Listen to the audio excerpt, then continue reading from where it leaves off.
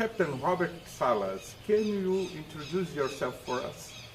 My name is Robert Salas. I was in the Air Force from 1964 until 1971 when I resigned.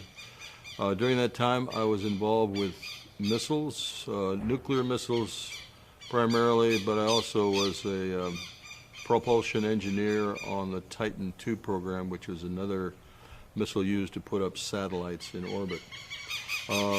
After my time in the Air Force, I worked for 20 years for the United States government, and in the Federal Aviation Administration, I was working as a structural engineer on aircraft for the Federal Aviation Administration. So I've had nearly 35 years experience with the United States government working in the government.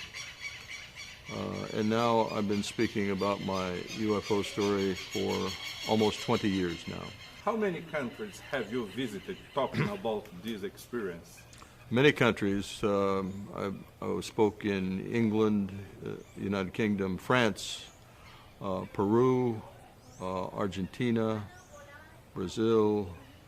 Let's see, I think that's most of the foreign countries besides the United States. Yes. And what happened with you and your group, your staff, in the 60s with UFOs? So in 1967, I was a missile launch officer. I controlled 10 nuclear missiles. This was my duty.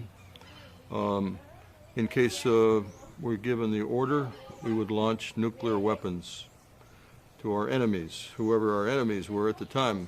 Of course, we knew the Soviet Union and China, communist countries were our enemies in 1967. We were fighting the Vietnam War.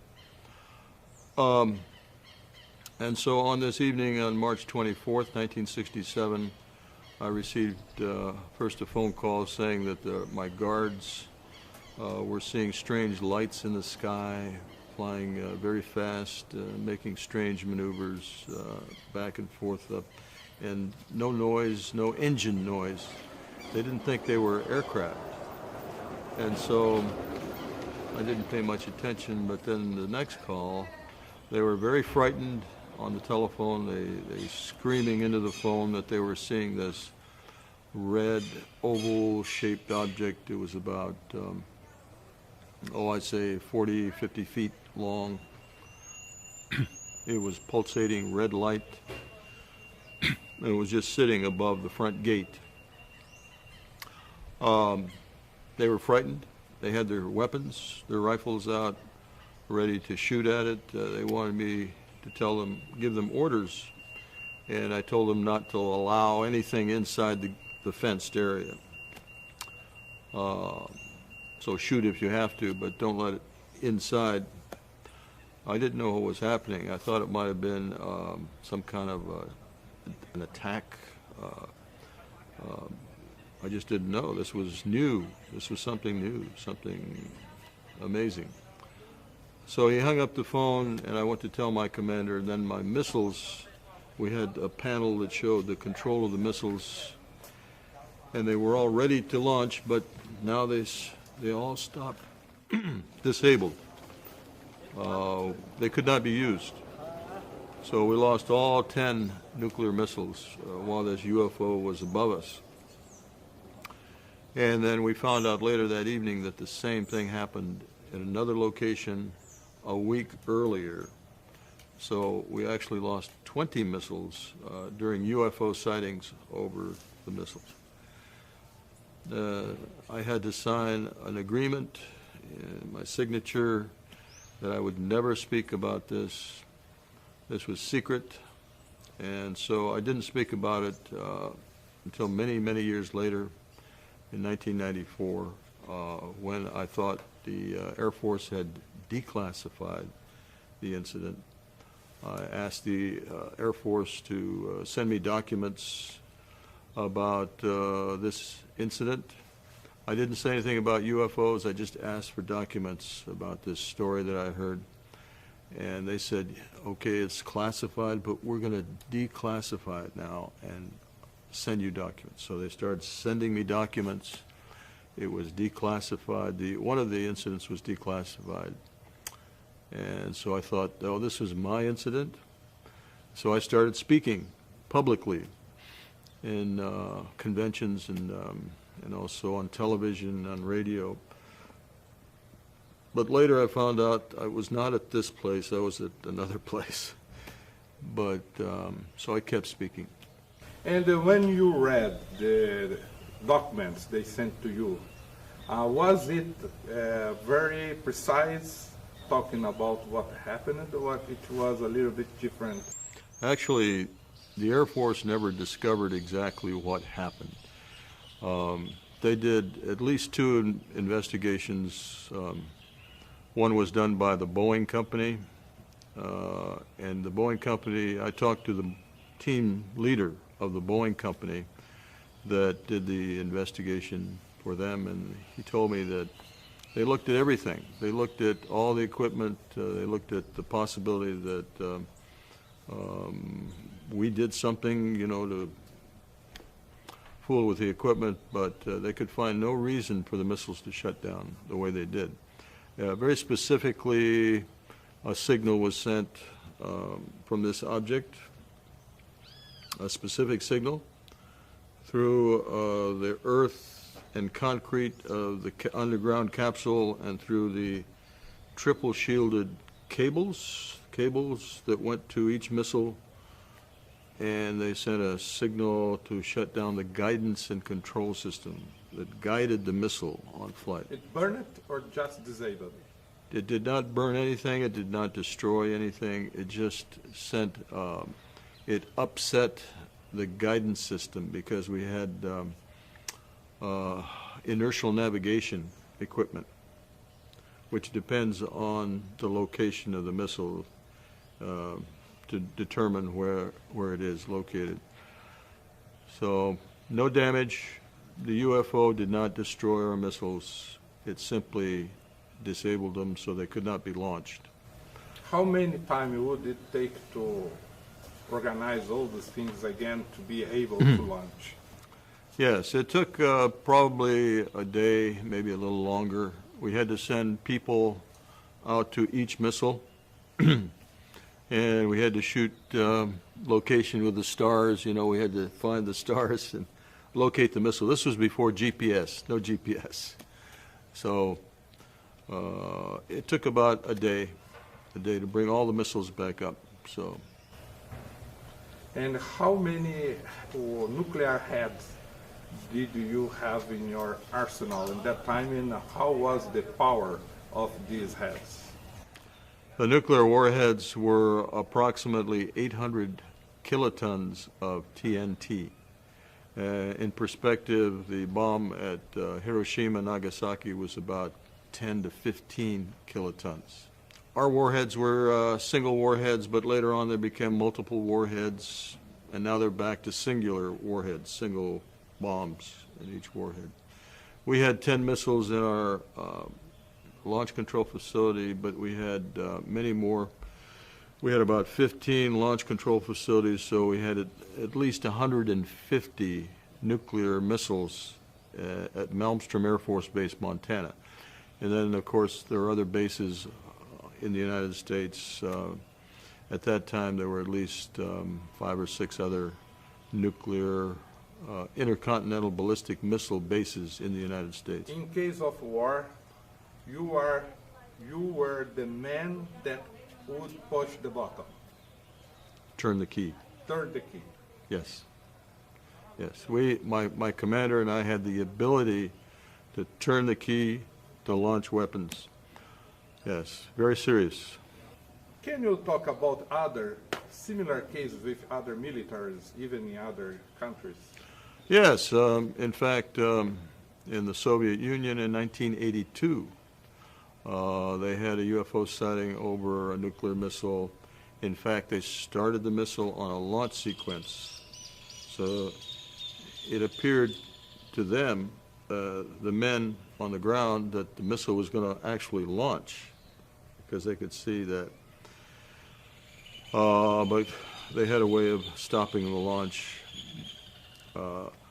Other cases, in the United States, of course, we had incidents in Minot Air Force Base, North Dakota, in 1966. Very similar case to my own. In September of 1966, one of the witnesses that just testified in Washington, D.C., David Schindele, talked about relieving a crew that had their missiles disabled, all 10 disabled, during a UFO event similar to mine, although they have not come forward publicly as we have. And there were cases again in 1975 at Malmstrom Air Force Base again, bases in South Dakota and in Wyoming. This has happened many times. I showed a listing of many cases that are very similar to this. And why has your story been kept secret for all this time?